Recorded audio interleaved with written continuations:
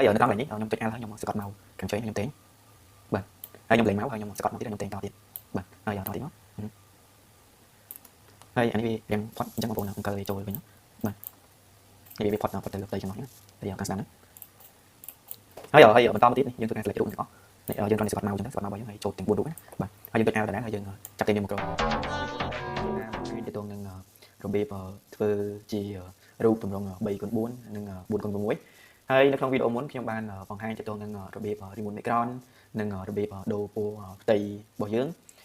ហើយបើបងប្អូនអត់ទាន់ជាធ្វើទេបងប្អូនអាចចូលទៅ description ហើយបងប្អូនអាចចុចនៅត្រង់ link ទៅនោះនឹងឃើញហើយឥឡូវយើងបកមករូបភាពរបស់យើងវិញ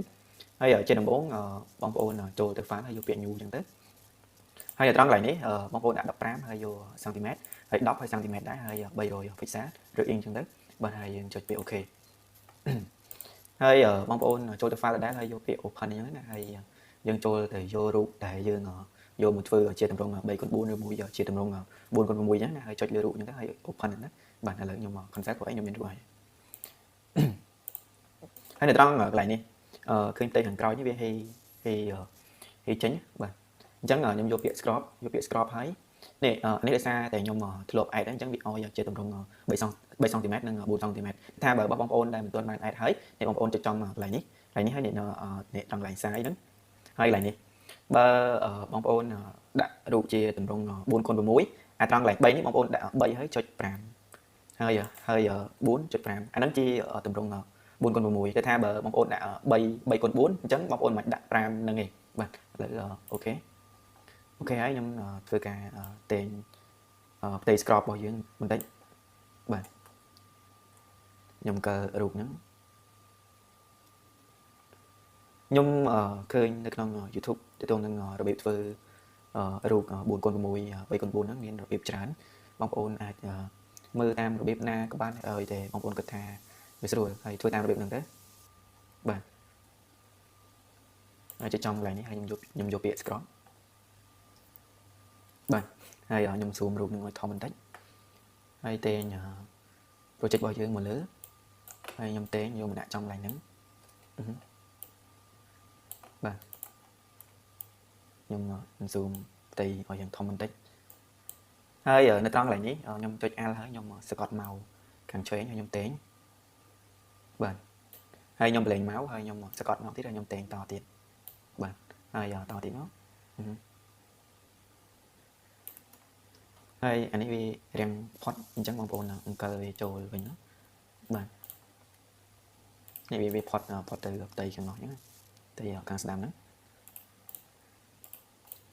ហើយបន្តមកទៀតនេះយើងធ្វើការ select រូបទាំងអស់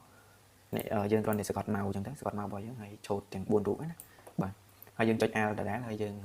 ចាប់តែវាមកក្រោមបាទឥឡូវនេះជាតម្រង់រូប4x6 ឥឡូវយើងធ្វើជាតម្រង់រូប 4x6 ហើយយើងអាច save វាជា photo ឬមួយយើងចូលទៅ print នៅលើម៉ាស៊ីនរបស់យើងមក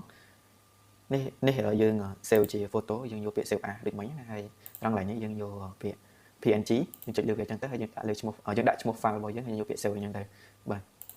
ឡូវយើងធ្វើរូប3x4 ម្ដងឥឡូវខ្ញុំលុបរូបនេះខ្ញុំចុចចំ layer ទី1ហើយខ្ញុំចុច select ឲ្យជាប់ខ្ញុំយកមកចុចនៅលើ layer លើគេបង្អស់ហើយខ្ញុំចុច delete បាទហើយយើងមកចុចលើរូបចាស់របស់យើងហើយយើងយកពាក្យ scrub ដដែលយើងយកពាក្យ scrub ហើយយើងមកបកមកត្រង់កន្លែងនេះហើយយើងចូលទៅ add size របស់យើងហើយត្រង់កន្លែងនេះយើងខ្ញុំដាក់តែ3ទេព្រោះអីវាជាតម្រង់ 3x4 បាទហើយ pixel ដដែលហើយកន្លែងនេះយើងដាក់300បាទហើយយើងចុច OK បាទហើយយើងអាចយើងចុច enter លើ keyboard របស់យើងក៏បានឬមួយយើងចុចកន្លែងនេះក៏បានដែរបាទយើងតែង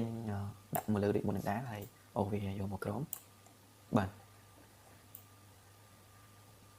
ហើយយើងធ្វើដូចមិញហ្នឹងណាបាទចុច Alt តែងទៀត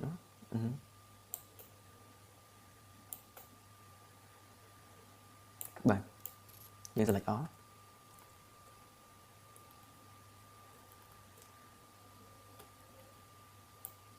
បាទហើយយើងចុច Alt ហើយយើងតែងក្រោមនេះឥឡូវរូប 4x6 3x4 យើងធ្វើហើយជាស្រេចហើយ ហើយបើសិនជាបងប្អូនមានចម្ងល់ឬមួយបញ្ហាអីបងប្អូនអាច comment បានហើយវីដេអូហ្នឹងខ្ញុំសូមបញ្ចប់ត្រឹមប៉ុណ្្នឹងហើយយើងជួបគ្នានៅវីដេអូក្រោយទៀតអរគុណច្រើន